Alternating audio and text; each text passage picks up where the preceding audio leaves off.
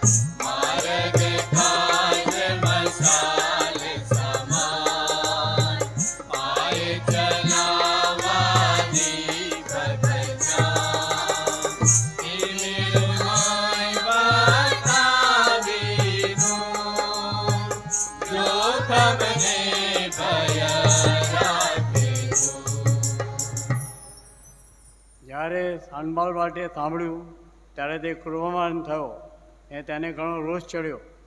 તેણે યહૂદીઓની હાંસી કરી. પોતાના ભાઈઓની તથા સમૃદ્ધના સૈન્યની સમક્ષ તેણે કહ્યું કે આ નિર્બળ યહૂદીઓ શું કરે છે? શું તેઓ પોતાના માટે કોટ બાંધવાના? શું તેઓ યજ્ઞ કરવાના? શું તેઓ એક જ દિવસમાં પૂરું કરવાના? શું બળી ગયેલી ઇમારતોના ધૂળ ઢેફાના ઢગલામાંથી તેઓ પાછા પથ્થર ઉપજાવવાના? હવે ટોબિયા અમોની તેની પડખે ઊભેલો હતો. તેણે કહ્યું કે તેઓ ભલે બાંધે. તેઓના પથ્થરના કોટ પર જો એક શિયાળું ચડે તો પણ તે તૂટી પડે. હે અમારા દેવ, સાંભળ. અમારો તિરસ્કાર કરવામાં આવે છે. તેઓ અમારી નિંદા કરે છે. તેનો તેમને તું બદલો આપ. તેઓ બંદીવાસમાં જાઓ અને તેમના ઘરમાં લૂંટાઈ જાઓ. તેઓનો અન્યાય તું ઢાંકતો નહીં. તેઓનું પાપ તારી આગળથી ભૂસી ન ખાઓ, કેમ કે તેઓએ બાંધનારને આગળ તને ચીડવ્યો છે. એ પ્રમાણે અમે તે કોટ બાંધ્યો અને શહેરને ફરતો આખો કોટ તેની અડધી ઊંચાઈ સુધી સાંધી દીધો, કેમ કે લોકોને કામ કરવાનું મન હતું. સાંજના બાળટે ટોબિયાએ, અરબોએ, અમોનીઓએ તથા આધો દિવસ સાંભળ્યું કે યરૂશાલેમના કોટની મરામત ચાલે છે ને ગાબડા પુરાવા લાગ્યા છે. ત્યારે તેઓને બહુ ક્રોધ ચડ્યો. યરૂશાલેમ વિરુદ્ધ લડવાની તથા તે કામમાં ભંગાણ પાડવાની તે સર્વએ મળીને તંતલત કરી. પણ અમે અમારા દેવની પ્રાર્થના કરી અને રાત દિવસ તેઓની તપાસ રાખવાને ચોકીદારો મૂક્યા. યહૂદીના લોકોએ કહ્યું કે હેલકેરીઓ થાકી ગયા છે અને કચરો તો હજુ બહુ છે, માટે અમે કોટ બાંધી શકતા નથી. અમારા શત્રુએ એમ કહ્યું કે અમે તેઓનો ઉપર ધસારો કરીને તેઓને મારી નાખીશું અને કામ અટકાવીશું. ત્યાં સુધી તેઓ જાણશે નહીં, તેમ દેખશે પણ નહીં. તેઓની પડોશમાં જે યહૂદીઓ રહેતા હતા તેઓ પણ અમારી પાસે આવીને વારંવાર કહેતા હતા કે તેઓ સઘળે ઠેકાણેથી આપણી વિરુદ્ધ એકઠા થાય છે. તેથી મેં કોટની પાછળ સૌથી નીચલા ભાગોની ખુલ્લી જગ્યાઓમાં લોકોને ત્યાં કુટુંબો પ્રમાણે તલવારો, ભાલા તથા ધનુષ્યો ધારણ કરાવીને બેસાડ્યા. એમને ભયભીત થયેલા જોઈને મેં અમીરોને, અમલદારોને તથા બાકીના લોકોને કહ્યું કે તમારે તેઓથી બેવું નહીં. મોટા અને ભયવા યહોવાનું સ્મરણ કરો અને તમારા ભાઈઓ, પુત્રો, પુત્રીઓ, સ્ત્રીઓ તથા તમારા ઘરનાને સારું લડો. જ્યારે અમારા શત્રુએ સાંભળ્યું કે અમને તેઓના ઈરાદાની ખબર પડી છે ને દેવે તેઓની મસલત રદ કરી છે, ત્યારે અમે સર્વ કોટ પર પોતપોતાના કામ પર પાછા ગયા. તે વખતથી મારા અડધા ચાકરો કામે લાગતા ને બીજા અડધા યહૂદીયાના સર્વ લોકોના રક્ષણને માટે ભાલા, ઢાલો, ધનુષ્ય તથા કવચો ધારણ કરતા. જેઓ કોટ બાંધતા હતા તેઓ તથા જેઓ માથા પર બોજું ઉપાડતા હતા તેઓ પણ શસ્ત્ર સજ્જિત રહેતા. તેઓમાંના દરેક એક હાથથી કામ કરતો ને બીજા હાથમાં શસ્ત્ર રાખતો. બાંધકામ કરનારાઓ પોતપોતાની તરવારે કમર લટકાવીને કામ કરતા. રણસિંગનું વગાડનારા મારી પાસે હતા. મેં અમીરોને, અમલદારોને તથા બાકીના લોકોને કહ્યું કે કામ મહાભારત તથા ઘણું છે ને આપણે કોટ પર એકબીજાથી ઘણા છૂટા પડી ગયેલા છીએ. તો જે જગ્યાએથી તમે રણસિંગાનો અવાજ સાંભળો ત્યાં તમારે અમારી પાસે આવી પહોંચવું. આપણો દેવ આપણે માટે યુદ્ધ કરશે. આ પ્રમાણે અમે કામ ચલાવતા હતા. અડધા લોકો ફો પાડે ત્યારથી તારા દેખાય ત્યાં સુધી ભાલા લઈને ઊભા રહેતા. વળી તે જ સમયે મેં લોકોને કહ્યું કે દરેક માણસે પોતાના ચાકર સહિત યરૂશાલેમમાં ઉતારો કરવો કે રાત્રે તેઓ અમારી ચોકી કરે ને દિવસે મહેનત કરે. એમ હું, મારા ભાઈઓ, મારા સેવકો તથા મારા હાથ નીચેના રક્ષક સિપાહીઓ એઓમાંનો કોઈ પણ પોતાના વસ્ત્ર ઉતારતો નહીં. પ્રત્યેક પોતાનું શસ્ત્ર સાથે રાખીને પણગઢ પર જતો હતો. પ્રભુ આ વચનોને આશીર્વાદ કરો. અમે નવા કરારમાંથી કરંથીઓનો પહેલો પત્ર, 3 અધ્યાય 10-16, પાના નંબર 164. દેવની મારા પર થયેલી કૃપા પ્રમાણે કુશળ મિસ્ત્રી તરીકે મેં પાયો નાખ્યો છે અને તેના પર બીજો બાંધે છે. પણ પોતે તેના પર કેવી રીતે બાંધે છે તે વિશે દરેકે સાવધ રહેવું. કેમ કે નંખાયેલો પાયો તે ઈસુ ખ્રિસ્ત છે, તે સિવાય બીજો પાયો કોઈ નાખી શકતું નથી. પણ જો આ પાયા પર કોઈ સોનું, રૂપું, મૂલ્યવાન પાષાણ, કાષ્ઠ, ઘાસ કે ખૂપરા બાંધે તો દરેકનું કામ કેવું છે તે પ્રગટ કરવામાં આવશે. કેમ કે તે દિવસે તેને ઉઘાડું પાડશે, કેમ કે અગ્નિથી તે પ્રગટ કરવામાં આવશે. અને દરેકનું કામ કેવું છે એ અગ્નિ જ પારખશે. કોઈએ તે પાયા પર જે બાંધકામ કર્યું હશે તે જો ટકશે તો તેને બદલો મળશે. જો કોઈનું કામ બળી જશે તો તેને નુકસાન થશે, પણ તે જાતે જાણે કે અગ્નિમાંથી બચેલા જેવો થશે. તમે દેવનું મંદિર છો અને તમારામાં દેવનો આત્મા વસે છે, એ શું તમે જાણતા નથી? આમેન. માથેની લખેલી સુવાર્તા તેનો 16મો અધ્યાય 16-20 કલમ. ત્યારે સિમોન પિત્તરે ઉત્તર દીધો કે તું મસીહ જીવતા દેવના દીકરો છે. અને ઈસુએ તેને ઉત્તર દીધો કે સિમોન યુના પુત્ર, તને ધન્ય છે, કેમ કે માંસે તથા લોહીએ નહીં, પણ મારા આકાશમાંનો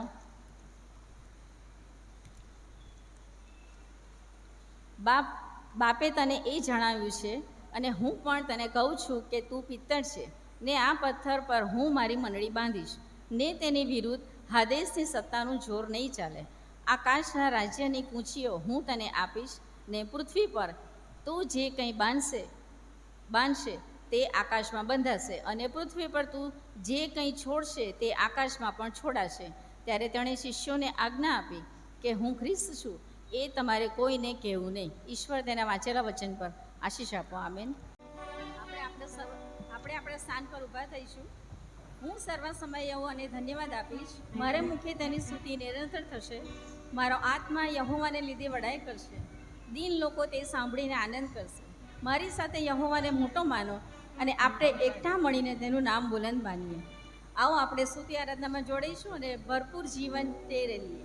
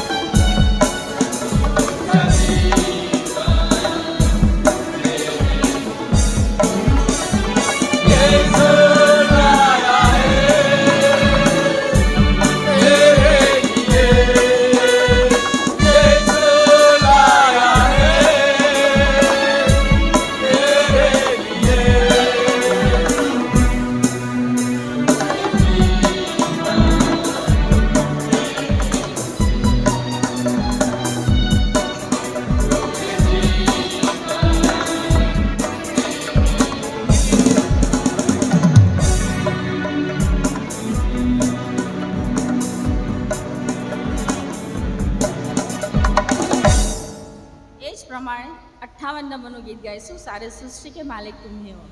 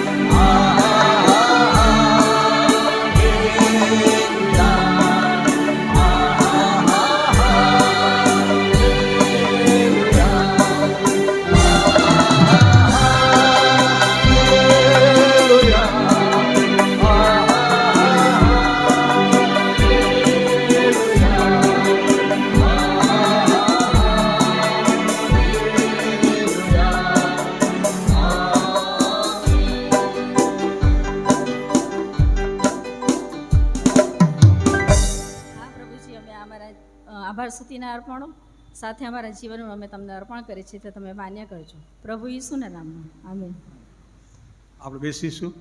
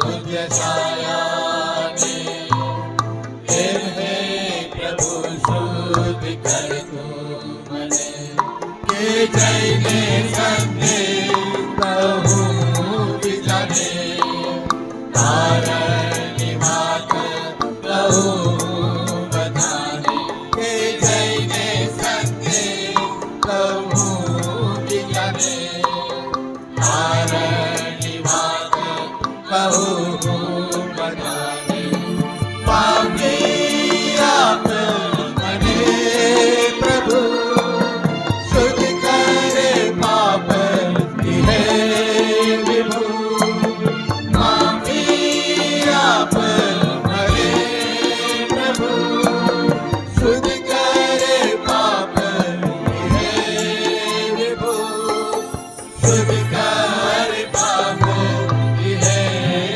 વિભુ પાપી આપ મને હે પ્રભુ પાપી આપ મને હે પ્રભુ પાપી આપ મને પ્રભુ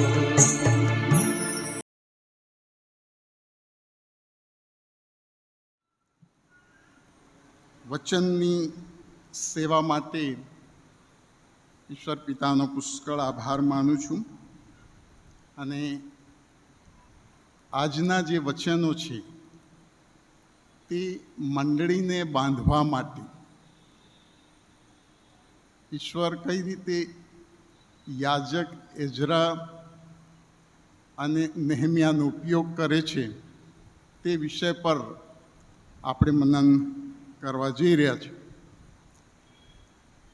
આ વચનોનું માળખું તૈયાર થઈ ગયા પછી એક સરસ મજાની અહીં ઉલ્લેખ કરી શકાય અને ઉલ્લેખ કરતાં ખુશી થાય તેવી વાત મારા ધ્યાન પર આવી. આદરણીય રેવરન્ડ ગિદિયોન પરમાર સાહેબ જ્યારે અમારી બુદ્રાસન મંડળી કે જે અરવલ્લી જિલ્લામાં આવેલી છે ત્યાં પાળક તરીકે વર્ષો પહેલાં શરૂઆતના વર્ષોમાં સેવા આપતા હતા ત્યારે અમારા ચર્ચનો કોટ બાંધવાનું કાર્ય તેમની આગેવાનીમાં થયું અને ખૂબ જ ખંતથી અને ખૂબ જ પરિશ્રમ કરીને તે કોટ બંધાયો અને આજે પણ અમે જ્યારે એ કોટની વાત નીકળે છે ત્યારે ગિદિયોન સાહેબને યાદ કરીએ છીએ અને કરતા રહીશું. અને એ જ સાહેબના નેતૃત્વ હેઠળ આજે અહીંયા આ તક મને મળી છે ત્યારે સાહેબને ધન્યવાદ પાઠવું છું. પ્રભુ તેમની સેવામાં તેમનો ભરપૂર ઉપયોગ કરે તેવી શુભેચ્છા અને પ્રાર્થના પણ છે. આવો આપણે વચનની સેવામાં જઈએ તે પહેલાં પ્રાર્થના કરીએ. માન મહિમા સ્તુતિને યોગ્ય અમારા સ્વર્ગીય ઈશ્વર પિતા, તમારા નામની સ્તુતિ અને ધન્યવાદ કરીએ છીએ પિતાજી. આજના પવિત્ર દિવસે તમારી સ્તુતિ અને આરાધના કરવાની તક આ સુંદર પ્રભુ મંદિરમાં તમે અમને આપી છે માટે તમારો પુષ્કળ આભાર માનીએ છીએ. પ્રભુજી, આજે અમે જે વચનોના મનનમાં જઈ રહ્યા છીએ ત્યારે પ્રભુ અમે તમારા ચરણોમાં સોંપાઈએ છીએ. પ્રભુ, તમે બોલો, અમે સાંભળીએ. પ્રભુ, આ વચનો શીખવા, તેનું મનન કરવા અમને શક્તિ, બુદ્ધિ અને સમજણ આપો અને તમને પસંદ છે તે મુજબનું જીવન અમે જીવીએ અને તમારા મહિમાને અર્થે વપરાઈએ તેવું થવા દેજો. આ ટૂંકી વિનંતી તારનારવાલા પ્રભુ ઈસુ ખ્રિસ્તના નામે માગીએ છીએ. આમીન.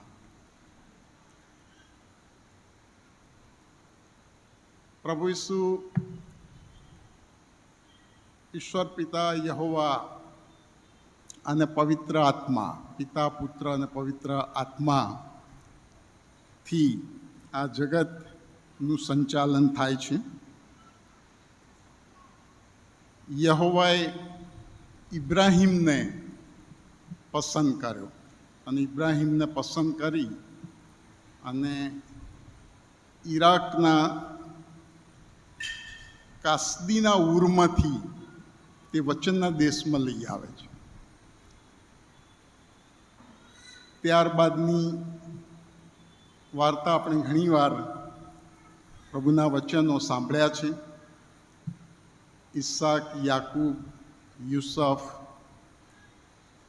અને મિસરની ગુલામીમાંથી મૂસા વચનના દેશમાં ફરીથી ઈશ્વરની પસંદ કરેલી પ્રજાને વચનના દેશમાં લઈ આવે છે. અને ઘણા રાજાઓ, પ્રબોધકો અને યાજકો દ્વારા ઈશ્વર તેનું કાર્ય તેની પસંદ કરેલી પ્રજા માટે કરે છે. અને ઈશ્વરનો પ્રેમ અને તેના મહાકૃત્યો આપણે બાઇબલમાં જોયા છીએ અને ઘણીવાર આપણે સાંભળ્યા છે. પરંતુ ઈશ્વર શિક્ષા પણ કરે છે. તેના વચનોનું આપણે ઉલ્લંઘન કરીએ છીએ અને યહોવાની દૃષ્ટિમાં જે યોગ્ય નથી તેવા કૃત્યો જ્યારે કરીએ છીએ ત્યારે ઈશ્વર તેની પસંદ કરેલી પ્રજાને શિક્ષા પણ કરે છે. અને શિક્ષા કરી અને ફરીથી પ્રેમ કરી અને ફરીથી તેને પ્રસ્થાપિત કરવા હંમેશા એ પ્રયત્નશીલ આપણે બાઇબલમાં જોઈએ છીએ. ત્યારે કઈ રીતે એ યરુશાલેમ મંદિર અને યરુશાલેમ નગર અને યરુશાલેમના કોટનો નાશ થાય છે અને કઈ રીતે ફરીથી ઈશ્વર એ યરુશાલેમનું મંદિર અને તેનો કોટ અને નગર ફરીથી બાંધે છે, તે વાત આપણે બાઇબલમાં આજે જોઈશું. યહોવાની દૃષ્ટિમાં યોગ્ય નથી તેવા કૃત્યો કરીને જ્યારે ઈશ્વર તેનો કોપ દર્શાવે છે ત્યારે અહીંયા યર્મિયા પ્રબોધક દ્વારા, એટલે યર્મિયાના પુસ્તકના 25મા અધ્યાયના 11મી કલમમાં લખ્યું છે કે આ આખો દેશ ઉજ્જડ તથા ત્રાસજનક થઈ પડશે અને આ પ્રજાઓ 70 વર્ષ સુધી બાબિલના રાજાની સેવા કરશે. આ યહોવાનું વચન યર્મિયા પ્રબોધક દ્વારા આપવામાં આવેલું છે. અને કઈ રીતે કોના દ્વારા એ નાશ કરવામાં આવે છે યરુશાલેમના મંદિરનો અને કોટનો, એ આપણે જોઈએ તો બીજો કાળ વૃત્તાંત તેનો 36મો અધ્યાય અને 17થી 19માં એ લખ્યું છે કે માટે તેણે કાસદીઓના રાજાની પાસે તેઓ પર ચઢાઈ કરાવી. એણે તેઓના પવિત્ર સ્થાનમાં તેઓના જુવાનોને તરવારથી મારી નાખ્યા. યુવાન, યુવતી, પ્રૌઢ કે વૃદ્ધ પર તેણે દયા રાખી નહીં. યહોવાએ તે બધાને તેના હાથમાં સોંપ્યા. દેવના મંદિરના નાના મોટા પાત્રો તથા ખજાના તેમજ રાજાના તથા તેના સરદારોના ખજાના એ સર્વ તે બાબિલમાં લઈ ગયો. તેઓએ દેવના મંદિરને બાળી નાખ્યું તથા યરુશાલેમનો કોટ તોડી પાડ્યો ને તેમાંના સર્વ મહેલોને બાળીને ભસ્મ કર્યા તથા તેઓમાંના સર્વ મૂલ્યવાન પાત્રોનો નાશ કર્યો. આ રીતે યરુશાલેમની કેટલી ભવ્યતા અને સુલેમાન રાજાએ અને દાઉદ રાજાએ જે મંદિર બાંધેલું હતું અને તેની ભવ્યતા વિશે આપણે જોઈએ છીએ. દાઉદનગર અને યરુશાલેમ શહેરની વાતો આપણે જ્યારે વચનોમાં જોઈએ છીએ ત્યારે એ બધાનો નાશ યહોવા કરે છે. કેમ કે યહોવાની દૃષ્ટિમાં જે યોગ્ય નથી તેવા કૃત્યો જ્યારે ઇસ્રાયેલ પ્રજા કરે છે ત્યારે પ્રભુનો કોપ, ઈશ્વરનો કોપ ત્યાં આવે છે. ત્યારબાદ ઈશ્વર ફરીથી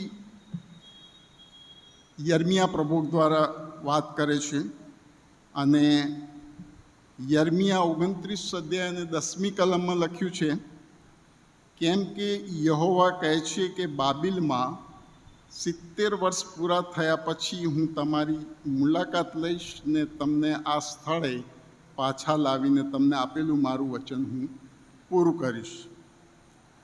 અને યર્મિયાના આ વચનો પૂરા થાય તે માટે કાળ વૃત્તાંતના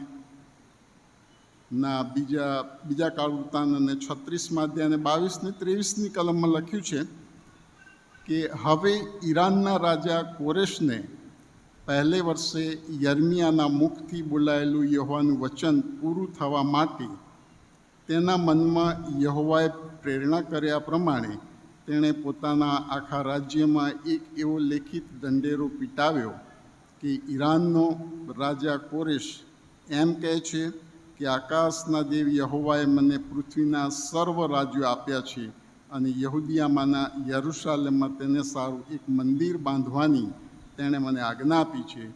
તેના લોકમાંનો જે કોઈ તમારામાં હોય તે ત્યાં જાય, તેનો દેવ યહોવા તેની સાથે હોજો.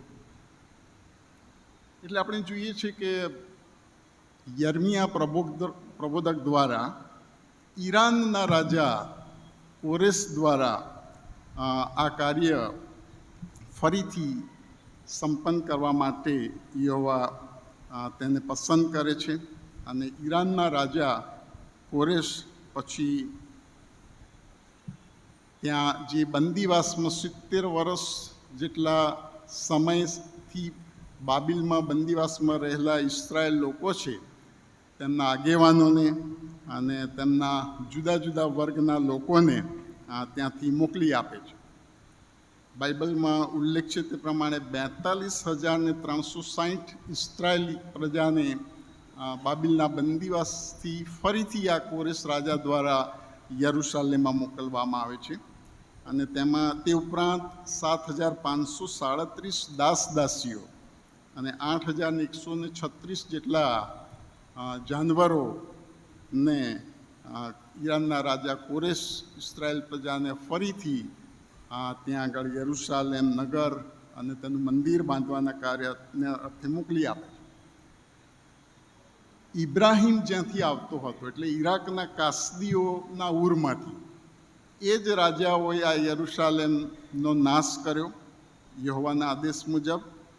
અને એ નાશ કર્યા પછી બાબિલનો રાજા જે ઈરાકમાં છે નબુખાદનેસ્સાર તે યરૂશાલેમના મંદિરમાંથી જે કંઈ પાત્રો છે સોનાના રૂપાના અને મંદિરના બધો જ સામાન પોતાના દેવના મંદિરમાંથી મૂકે છે.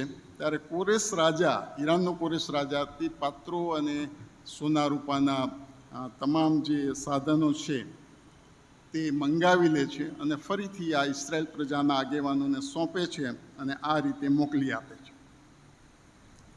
ત્યારબાદ ઈરાનનો રાજા દારિયાવેશના સમયમાં એ મંદિર બંધાય છે અને ઇઝરા પ્રબોધક દ્વારા કઈ રીતે મંદિર બંધાય છે અને કઈ રીતે પૂર્ણ થાય છે એ પણ આપણે જોઈએ.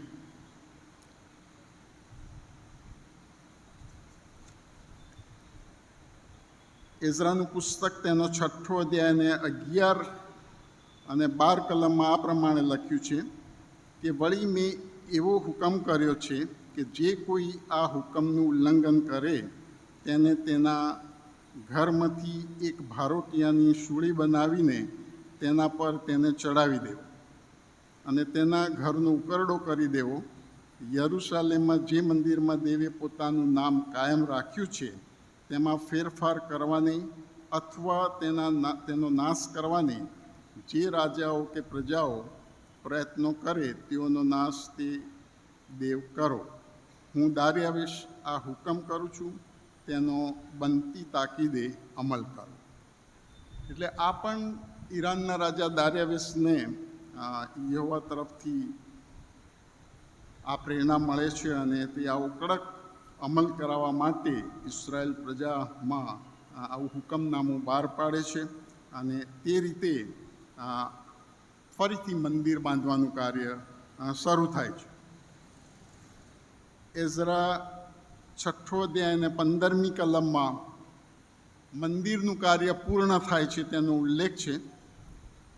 દારિયાવેશ રાજ્યના 6થા વર્ષમાં અદાર માસને 3જે દિવસે એ મંદિર પૂરેપૂરું બંધાય.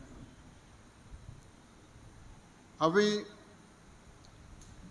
અદાર માસનો જે ઉલ્લેખ કર્યો છે, it is the last month of juice year, એટલે યહૂદી કેલેન્ડર છે તેમાં એ જે છેલ્લો મહિનો જે આપણે ડિસેમ્બર કહીએ છીએ, તે પ્રકારનો અદાર માસમાં તે મંદિરનું કાર્ય ત્યાં આગળ પૂરું થાય છે.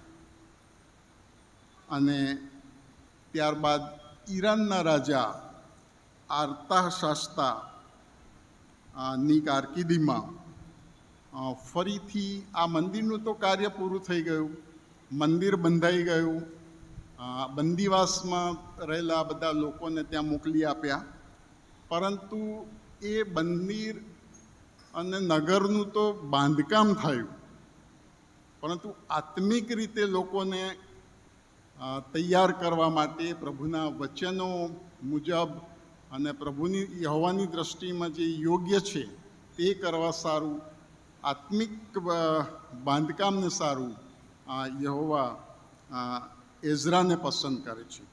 અને એઝરા એ તો એક લેવી કુળનો યાજક હતો. આપણે જોઈએ છીએ કે એઝરા એક હારૂન કુળનો યાજક હતો અને મૂસાના નિયમશાસ્ત્રનો તે પ્રવીણ શાસ્ત્રી હતો. અને 1754 બંદીવાસોને લઈને એ ફરીથી યરુશાલેમમાં જાય છે અને ઈરાનના રાજા આર્તાશાસ્તા તેને મોકલી આપે છે. તે આપણે જોઈએ તો ઇઝરાનું પુસ્તક તેનો 7મો અધ્યાય અને 12થી 13 કલમમાં અહીંયા ઉલ્લેખ કરવામાં આવ્યો છે કે આકાશના દેવના નિયમશાસ્ત્રોના શાસ્ત્રી એઝરા યાજક જોગ રાજાધિરાજ આર્તાશાસ્તા ક્ષેમકુશળ વગેરે, હું એવો હુકમ કરું છું કે મારા રાજ્યમાંના ઇસ્રાયેલી લોકમાંના સર્વજનો તથા તેઓના યાજકો તથા લેવીઓ, એટલે જેટલા પોતાની રાજી ખુશીથી યરુશાલેમ જવા ઈચ્છતા હોય તેઓ તારી સાથે જાય. અને આ રીતે આર્તાશાસ્તા ઈરાનના રાજા એઝરાને, કે જે મૂસાના નિયમશાસ્ત્રનો સૌથી પ્રવીણ શાસ્ત્રી હતો, તેને યરુશાલેમમાં જે યહોવાની પસંદ કરેલી પ્રજા ઇસ્રાયેલ પ્રજાના આત્મિક વૃદ્ધિના માટે, આત્મિક બાંધકામના માટે આ એઝરા યાજકનો ઉપયોગ કરવામાં આવે છે. ત્યારબાદ એક કાર્ય બાકી રહે છે અને તે છે યરુશાલેમનો કોટ બાંધવાનો. અને ત્યારબાદ નેહેમિયા કઈ રીતે યરુશાલેમ જાય છે અને કોટ બાંધવાનું કાર્ય કરે છે તે આપણે જોઈશું. હવે એઝરા યાજકને તો ઈરાનના રાજા આર્તાશાસ્તા આદેશ કરીને મોકલે છે, જ્યારે નેહેમિયા તો એક આપણા જેવો સામાન્ય વ્યક્તિ હોય છે. એ કોઈ યાજક અથવા પ્રબોધક અથવા કોઈ એવો અધિકારી નથી હોતો, પરંતુ તેને એમ થાય છે કે મારા પૂર્વજો યરુશાલેમમાં તેઓની કબર છે અને હું અહીંયા ઈરાનના રાજા પાસે પડ્યો છું, તો ખરેખર મારે જવું જોઈએ ત્યાં આગળ અને યરુશાલેમ નગરના કોટ બાંધવા માટે મારે યોગદાન આપવું જોઈએ. અને આ જે નેહેમિયા છે એ કોણ હતો એ અહીંયા લખવામાં આવ્યું છે. નેહેમિયાનું પુસ્તક 1લો અધ્યાય અને છેલ્લી કલમમાં છેલ્લું વાક્ય છે કે હું તો રાજાનો પાત્રવાહક હતો. He was cup bearer. Cup bearer એટલે પાત્રવાહક, અને પાત્રવાહક એટલે જૂના જમાનામાં રાજાઓ તેમનો સૌથી વિશ્વાસુ માણસ હોય તેને પાત્રવાહક તરીકે વર્ણિત કરતા હતા. અને પાત્રવાહકનું કાર્ય એ હતું કે રાજાના દરબારમાં તો ઘણા બધા કામ કરનારા હોય અને રાજા જ્યારે દ્રાક્ષારસ પીએ અથવા તો ભોજન લે ત્યારે ક્યાંક દગો ના થાય અને એ દ્રાક્ષરસ પીએ ત્યારે તેના પાત્રમાં કોઈ પોઈઝન ઝેર ના ઉમેરી દે તે માટે પાત્રવાહક રાખવામાં આવતું અને એ પાત્રવાહક તેનો ટેસ્ટ કરે અને જુએ કે આમાં કશું નથી, પછી રાજા તે પીએ. એટલે પાત્રવાહકનું કાર્ય આ હતું કે રાજાનો સૌથી વિશ્વાસુ, નિર્દોષ, નિખાલસ, પવિત્ર સેવક કે જેણે માત્ર રાજાનો દ્રાક્ષારસ, રાજાનો વાઇન અને રાજાનું ભોજન ચકાસીને રાજાને ચાખીને પછી આપવાનું. આવું ટ્રેડિશન આપણા ઘણા બધા રાજાઓ માટે અને પ્રધાનો માટે પણ વ્યવસ્થા હોય છે. જો જેમને ઇતિહાસ ખબર છે તેમને વાંચ્યું હશે કે લાલ બહાદુર શાસ્ત્રી જ્યારે વડાપ્રધાન હતા ત્યારે તંદુરસ્ત હતા અને તાસ્કંદનો કરાર કરવા માટે તે રશિયામાં જાય છે અને ત્યાં આગળ એમ કહેવામાં આવે છે કે પાત્રવાહક પણ સાથે હતો, પણ કોઈક રીતે ત્યાં દગો થાય છે અને પછી તેમનું મૃત્યુ આજે પણ રહસ્યમય રહ્યું છે અને તેમની ડેડ બોડીનું પોસ્ટમોર્ટમ કરવામાં નહોતું આવ્યું.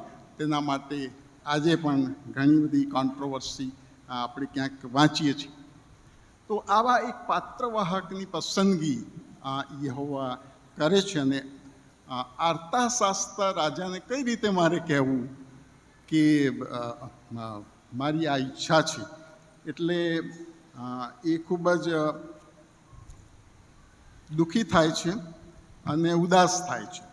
ત્યારે આર્તા શાસ્ત્રાને કહેવા માટે એ હિંમત એકઠી કરે છે અને આર્તા શાસ્ત્રા રાજા સાથે એ કઈ રીતે સંવાદ કરે છે તેની વાત અહીં નેહેમિયાના 2 અધ્યાયમાં 1 થી 5 કલમમાં લખેલું છે અને એ બંને વચ્ચે જે વાર્તાલાપ થાય છે એ હું વાંચું છું. આર્તા શાસ્ત્રા રાજાને 20મે વર્ષે નિસાન માસમાં, Nisan is the first month of the Jews year, યહૂદી કેલેન્ડરનો પહેલો મહિનો, જે અહીંયા જેમ આપણે જાન્યુઆરી હોય છે. આર્તા શાસ્ત્રા રાજાને 20મે વર્ષે નિસાન માસમાં તેની આગળ દ્રાક્ષારસ હતો. તે સમયે મેં તે દ્રાક્ષારસ લઈને રાજાને આપ્યો. હું કદી એ પહેલાં તેની હજુરમાં ઉદાસ થયો ન હતો. રાજાએ મને પૂછ્યું કે તું માંદો નથી, તેમ છતાં તારું મોં કેમ ઉદાસ છે? એ તો મનના ખેદ વગર બીજું કંઈ નથી. ત્યારે હું બહુ જ બીધો. મેં રાજાને કહ્યું કે રાજા, ચિરંજીવ રહો. જે નગર મારા પિતૃઓની કબરોનું સ્થાન છે તે ઉજ્જડ પડ્યું છે ને તેના દ્વાર અગ્નિથી ભસ્મ થઈ ગયા છે, તેથી મારો ચહેરો ઉદાસ કેમ ન હોય? રાજાએ મને પૂછ્યું કે તારી અરજ શી છે? ત્યારે મેં આકાશના દેવની પ્રાર્થના કરી. મેં રાજાને કહ્યું કે જો આપની મરજી હોય અને જો આપના સેવક પર આપની કૃપાદૃષ્ટિ હોય તો યહૂદિયાના જે નગરમાં મારા પિતૃઓની કબરો છે ત્યાં મને મોકલો, જેથી હું તે ફરીથી બાંધું. આવી રીતે સામેથી એ પાત્રવાહક નેહેમિયા પોતાના રાજાની પરવાનગી લઈ અને પછી યરુશાલેમ જાય છે. આ નેહેમિયા ત્યાં જાય છે ત્યારે ઘણા બધા લોકો તેની હાંસી ઉડાવે છે કે આ નેહેમિયા પાત્રવાહક અથવા એક સામાન્ય માણસ કઈ રીતે યરુશાલેમનો કોટ બાંધશે. પરંતુ એ કાર્યને માટે એણે ખૂબ જ દ્રઢ નિશ્ચય કર્યો છે અને દ્રઢ નિશ્ચય સાથે તે જાય છે. ત્યારે કેટલાક લોકો એની હાંસી ઉડાવે છે અને એ હાંસી ઉડાવતા જે શબ્દો છે એ અહીંયા નેહેમિયાના પુસ્તક તેના 4થો અધ્યાય અને પહેલી 2-3 કલમમાં આવી રીતે લખવામાં આવ્યું છે કે અમે કોટ બાંધીએ છીએ. એ જ્યારે સોનબાલાટે સાંભળ્યું ત્યારે તે ક્રોધાયમાન થયો તેને ઘણો રોષ ચડ્યો ને તેણે યહૂદીઓની હાંસી કરી પોતાના ભાઈઓની તથા સમૃદ્ધના સૈન્યની સમક્ષ તેણે કહ્યું કે આ નિર્બળ યહૂદીઓ શું કરે છે? શું તેઓ પોતાને માટે કોટ બાંધવાના? શું તેઓ યજ્ઞ કરવાના? શું તેઓ એક જ દિવસમાં પૂરું કરવાના? શું બળી ગયેલી ઇમારતોના ધૂળ ટેફાના ઢગલામાંથી તેઓ પાછા પથ્થર ઉપજાવાના? હવે ટોબિયા આમોની પણ તેની પડખે ઊભેલો હતો. તેણે કહ્યું કે તેઓ ભલે બાંધે. તેઓના પથ્થરના કોટ પર જો એક શિયાળું ચડે તો પણ તે તૂટી પડે. આવી રીતે ત્યાં ઘણા બધા તેની મસ્કરી કરે છે અને હાંસી પણ ઉડાવે છે, પણ ખૂબ દ્રઢ નિશ્ચય સાથે અને યહોવાના કાર્ય માટે સમર્પિત રીતે નેહમ્યા કોટ બાંધવાનું કાર્ય શરૂ કરે છે. ત્યારે આ જે વિરોધીઓ છે તેઓ પછી એકઠા થાય છે અને એવી સંતલસ કરે છે કે આપણે તેમની પર જરૂર પડે તો યુદ્ધ કરીએ. અને તેનો ઉલ્લેખ નેહમ્યાના પુસ્તક 4થો અધ્યાય અને 7મી અને 8મી કલમમાં આ રીતે છે કે સાનબાલાટે, ટોબિયાએ, અરબોએ, આમોનીઓએ તથા આસ્દોદીઓએ સાંભળ્યું કે યરૂશાલેમના કોટની મરામત ચાલે છે ને ગાબડા પુરાવા લાગ્યા છે, ત્યારે તેઓને બહુ ક્રોધ ચડ્યો. યરૂશાલેમ વિરુદ્ધ લડવાની તથા તે કામમાં ભંગાણ પાડવાની એ સર્વએ મળીને સંતલત કરી.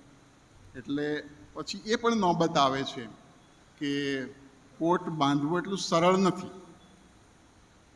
અને એ કાર્યમાં વિરોધીઓ દુશ્મનાવટ ઊભી કરે છે, સંતલસ કરે છે કે આપણે આ લોકોને કોટ નથી બાંધવા દેવો, અને કોટ શાના બાંધે. અને આ રીતે એ વિરોધ વચ્ચે પણ તેનું કાર્ય ચાલુ રાખે છે. અને પછી નેહમ્યા વિચારે છે કે આ લોકો કોટ બાંધવા પણ નહીં દે અને આપણી પર ચડાઈ કરશે અને નુકસાન કરશે. ત્યારે એ પોતાના જે માણસો છે તેમને શસ્ત્ર સજ્જિત રહેવાનું અને કોટ બાંધવાનું કાર્ય માટે આદેશ આપે છે. અને તેમ અહીંયા વચનોમાં નેહમ્યાનો 4થો અધ્યાય અને 16 અને 18 કલમ સુધી એવો ઉલ્લેખ છે કે તે વખતથી મારા અડધા ચાકરો કામે લાગ્યા ને બીજા અડધા યહૂદિયાના સર્વ લોકોના રક્ષણને માટે ભાલા, ઢાલો, ધનુષ્યો તથા કવચો ધારણ કરતા. જેઓ કોટ બાંધતા હતા તેઓ તથા જેઓ માથા પર બોજો ઉપાડતા હતા તેઓ પણ શસ્ત્ર સજ્જિત રહેતા. તેઓમાંનો દરેક એક હાથથી કામ કરતો ને બીજા હાથથી શસ્ત્ર રાખતો. બાંધકામ કરનારાઓ પોતપોતાની તરવાર કમરે લટકાવીને કામ કરતા હતા અને રણશીંગડું વગાડનારા મારી પાસે હતા. એટલે રણશીંગડું ત્યારે વગાડવામાં આવે કે ઇમરજન્સીમાં. અત્યારે આપણે સાયરન વાગે છે ત્યારે આવું કંઈક આફત આવી પડે અથવા તો દુશ્મન રાજાઓ ચડાઈ કરે ત્યારે રણશીંગડું વગાડનારાઓ રાખતા. અને આવી રીતે નેહમ્યા પોતાની સાથે રણશીંગડું વગાડનારાઓને પણ રાખે છે કે જ્યારે દુશ્મનો ચડાઈ કરે ત્યારે રણશીંગડું વાગે અને બધા જ ઇસરાયેલના લોકો ત્યાં એકત્રિત થઈને પોતાને બચાવે અને પોતાના નગરને બચાવે અને સામનો પણ કરી શકે. રાઉન્ડ ધી ક્લોક અહીંયા બાઇબલમાં લખ્યું છે કે 24 કલાક સુધી તે લોકોએ સખત મહેનત કરતા અને આખો દિવસ એ કોટ બાંધવા માટે મંડ્યા રહેતા. અને તેમાં પાછું આ દુશ્મનો ગમે ત્યારે ચડાઈ કરે તેવી તો બીક હતી જ. ત્યારે કેવી પરિસ્થિતિમાં તેઓ કામ કરતા તેનો ઉલ્લેખ અહીં 4થો અધ્યાય અને 21થી અંત સુધીમાં લખ્યું છે કે આ પ્રમાણે અમે કામ ચલાવતા હતા. અડધા લોકો પો ફાટે ત્યારથી તારા દેખાય ત્યાં સુધી ભાલા લઈને ઊભા રહેતા હતા. વળી તે જ સમયે મેં લોકોને કહ્યું કે દરેક માણસે પોતાના ચાકર સહિત યરૂશાલેમમાં ઉતારો કરવો કે રાત્રે તેઓ અમારી ચોકી કરે ને દિવસે મહેનત કરે. એમ હું મારા ભાઈઓ, મારા સેવકો તથા મારા હાથ નીચેના રક્ષક સિપાહીઓ એઓમાંનો કોઈ પણ પોતાના વસ્ત્ર ઉતારતો નહીં. પ્રત્યેક પોતાનું શસ્ત્ર સાથે રાખીને પણઘટ પર જતો. ઇવન પાણી પીવા જવાનું હોય ત્યારે પનઘટ પર જવા માટે પણ શસ્ત્ર અને વસ્ત્ર સજીને જ આ પ્રજા તૈયાર રહેતી. અને આવા સખત વિરોધ વચ્ચે પણ તેઓ કોટ બાંધવાનું કાર્ય ચાલુ રાખે છે. અને એ કોટ બાંધવાનું કાર્ય ગજબ રીતે યહોવા નેહમ્યાની સાથે રહી અને મદદ કરે છે. અને કોટ કઈ રીતે પૂર્ણ થાય છે તે આપણે જોઈએ તો નેહમ્યાનો 6 અધ્યાય અને 15મી કલમમાં અહીંયા ઉલ્લેખ કરવામાં આવ્યો છે કે અમૂલ માસની 25મી તારીખે 52 દિવસમાં કોટ પૂરો થઈ ગયો. માત્ર 52 દિવસમાં આ કોટ નેહમ્યાએ બાંધ્યો. અને અમૂલ માસ એટલે કે Elul is the 6th month of the Jews year. યહૂદીઓના કેલેન્ડરમાં એલુલ એટલે અહીંયા ગુજરાતીમાં અમૂલ લખ્યું છે. અલુલ માસની 25મી તારીખે 52 દિવસમાં આ રીતે કોટનું કાર્ય પૂર્ણ થાય છે. અને આ નેહમ્યા આ કાર્ય પૂર્ણ થયા પછી યહોવાને વિનંતી કરે છે. અને એ વિનંતીના જે શબ્દો છે અહીંયા પ્રભુના વચનોમાં જે લખવામાં આવ્યા છે, નેહમ્યાનું પુસ્તક તેનો 13મો અધ્યાય અને 14મી કલમ એ ગજબની કલમ છે. આપણને પણ એવી પ્રાર્થના કરવાની પ્રેરણા આપતા એ વચનો છે. અને એમાં લખ્યું છે કે હે મારા દેવ, એ વિશે મારું સ્મરણ કર અને મારા સુકૃત્યો જે મેં મારા દેવના મંદિરને માટે તથા તેના કાર્યોને માટે કર્યા છે તે તું ભૂંસી ના નાખ. આ નેહમ્યાની વિનંતી છે. અને આપણે પણ કહી શકીએ કે પ્રભુ, મારું જીવન તે આપ્યું છે. અહીં આપણે બેઠેલા દરેકનો આ પૃથ્વી પર ચોક્કસ ઉદ્દેશ અને ચોક્કસ હેતુ માટે પ્રભુએ સર્જન કર્યું છે. અને દરેકને એક રૂડું મન આપ્યું છે. અને દરેકની એ ભાવના અને મહત્વાકાંક્ષા હોય છે કે હું પણ મારા પ્રભુને, મારા ઈશ્વરને મારું જીવન સમર્પિત કરું અને તેના માટે હું વપરાવું. કારણ કે ઈશ્વરે કેટલા બધા આશીર્વાદો અને કેટલા બધા તાલંતો આપ્યા. આપણે આપણું ભૂતકાળ જોઈએ તો આપણે ક્યાં હતા અને આજે કેટલા આશીર્વાદોથી ઈશ્વરની પસંદ કરેલી પ્રજા તરીકે આપણે અહીંયા અત્યારે ઈશ્વરની સ્તુતિ અને આરાધના કરવા માટે એકઠા થયા છીએ. આ રીતે એઝરા જે મૂસાના નિયમશાસ્ત્રનો શાસ્ત્રી હતો, પ્રવીણ શાસ્ત્રી હતો, તેનો ઉપયોગ યરુશાલેમમાં આધ્યાત્મિક રીતે લોકોને શિક્ષણ આપવા માટે ઉપયોગ થાય છે. અને એક પાત્રવાહક, કપ બિયરર, સામાન્ય આપણા જેવો માણસ કે જેનો ઉપયોગ આ મોટો કોટ બાંધવા માટે થાય છે. અને 52 દિવસમાં યહોવા તે કાર્ય પૂર્ણ કરાવે છે. આજે પ્રભુએ આપણને ચોક્કસ આવું રૂડું મન આપ્યું છે ત્યારે આપણે કેટલાક સંકલ્પો પણ કરી શકીએ આજે આપણા જીવનમાં આ વચનો આધારે કે મને પ્રભુએ, મને, મારા પરિવારને જે આશીર્વાદો આપ્યા છે, જે તાલંતો આપ્યા છે, અને ભૂતકાળમાં આપણે ક્યાં હતા અને ક્યાંથી ક્યાં સુધી આપણને પ્રભુ દોરી લાવ્યો છે, ત્યારે એ ઈશ્વરના જીવંત વચનો અને તેની કૃપાને હંમેશા આપણે યાદ કરીએ અને ઈશ્વરના કાર્ય માટે પ્રતિકૂળ સંજોગોમાં પણ આપણે તૈયાર રહીએ તો ચોક્કસ ઈશ્વર તેનો બદલો આપણને આપે છે. રાજકોટ મંડળીની વાત કરું અથવા તો સૌરાષ્ટ્ર વિભાગની વાત કરું તો ચોક્કસ એ વાત કરવાનો તમે બધાએ સાંભળેલી જ હશે, પરંતુ ઉલ્લેખ કરવાનું મને થાય છે કે ગુજરાતમાં સૌ પ્રથમવાર આયર્લેન્ડના મિશનરી બેલફાસ્ટથી રેવરન્ડ જેમ્સ ગ્લાસ્ગો, કે જે 12 નંબરનું ગીત આપણે હંમેશા ગાઈએ છીએ, તેમણે રચ્યું છે.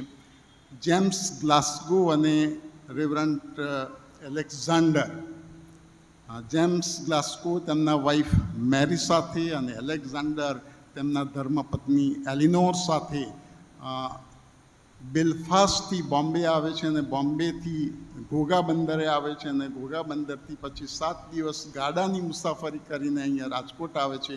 અને સૌરાષ્ટ્ર વિભાગમાં ગુજરાતમાં સૌ પ્રથમવાર મિશનરીઓ જો કોઈ આવ્યા હોય તો ઇતિહાસ બતાવે છે કે તે રાજકોટ ખાતે આવ્યા છે. અને આ રાજકોટ એ આપણા સમાજનું, ઈશ્વરની પસંદ કરેલી પ્રજાનું એપી સેન્ટર પણ કહી શકાય.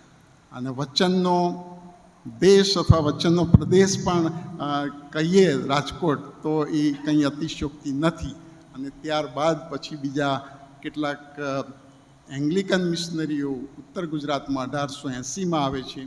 ત્યારબાદ બ્રધરન મિશનરીઓ અમેરિકાથી આવે છે. અને આ રીતે ગુજરાતમાં ઈશ્વરની પસંદ કરેલી પ્રજા તૈયાર થાય છે અને તેના આપણે એક પાત્રો છીએ. ત્યારે પ્રભુ આ વચનો સમજવા, આ વચનો પ્રમાણે કંઈક સંકલ્પ કરવા અને આ વચનો પ્રમાણે અમલ કરવા અને પ્રભુને પસંદ છે, પ્રભુને માન અને મહિમા મળે તેવું જીવન જીવવા માટે આપણે આપણું મન તૈયાર કરીએ. આવો આ વચનના પ્રકાશમાં આપણે પ્રાર્થનામાં નમીએ. પરમ કૃપાળુ પરમેશ્વર પિતા, તમારા નામની સ્તુતિ અને ધન્યવાદ કરીએ છીએ. પ્રભુજી, આજના વચનો દ્વારા તમે અમારી સાથે વાત કરી છે. પ્રભુજી, આ વચનો અમારે સારું દીવારૂપ બને, અમારા માર્ગોને સારું અજવાળારૂપ થાય તેવું અમે ખાસ માગીએ છીએ. પ્રભુજી, અમે માગીએ છીએ કે આજે પવિત્ર મેજની આગળ જ્યારે પવિત્ર મેજના ભાગીદાર થવાની તક પણ અમારા જીવનમાં તમે આપી છે, માટે ત્યારે આજના પવિત્ર દિવસને માટે પણ પ્રભુ તમારો પુષ્કળ આભાર માનીએ છીએ. તમારા એકના એક પુત્ર ઈસુ ખ્રિસ્તને કાલ્વરીના દેવી વધસ્તંભ પર જડીને પ્રભુ અમારા પાપોને સારું તેમણે જે લોહી વેવડાયું એ રક્તથી પ્રભુ તમે અમને પવિત્ર કરો અને અમારા પાપોની પ્રભુ માફી આપો. પ્રભુ, એ જ ઈસુ ખ્રિસ્ત અમારા ઉદ્ધારને સારું પુનરુત્થાનના દિવસે ફરીથી જીવિત થાય છે અને એ પુનરુત્થાન થકી પ્રભુ તમે અમને અનંત જીવનનો ગજબનો વારસો આપ્યો છે.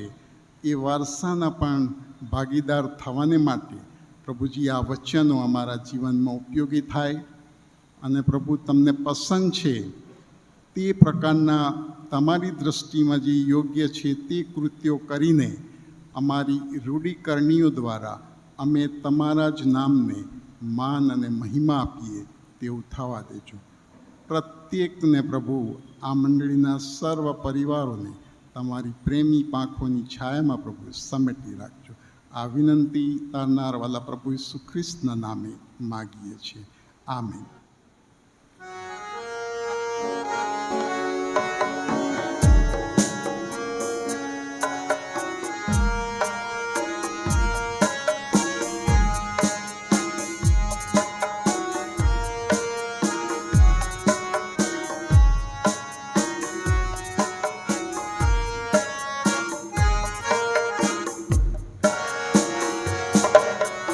Aru Tara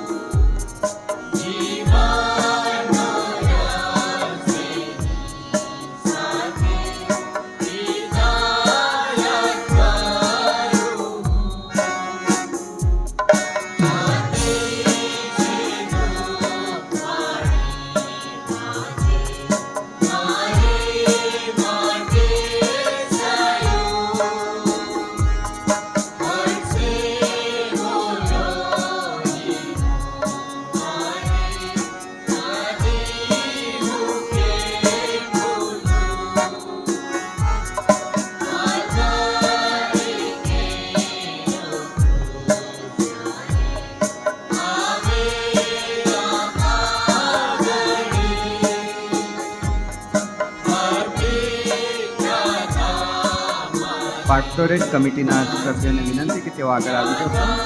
પાસ્ટોરેટ કમિટીના સભ્યો આગળ આવશે.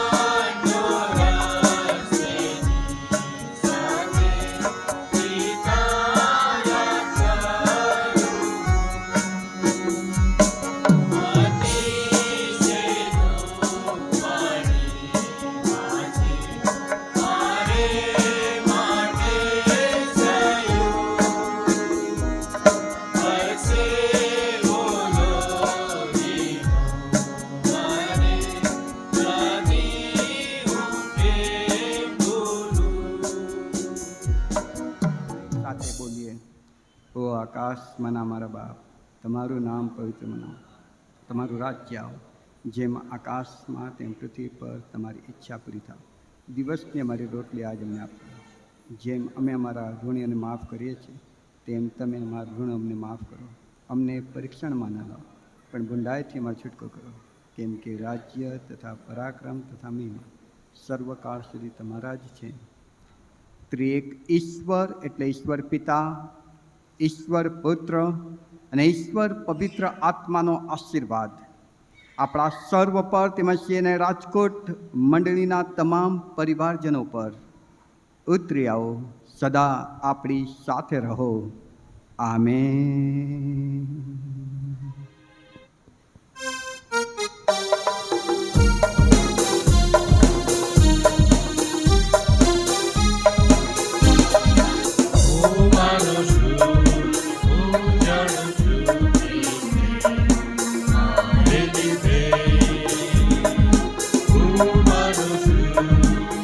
Oh,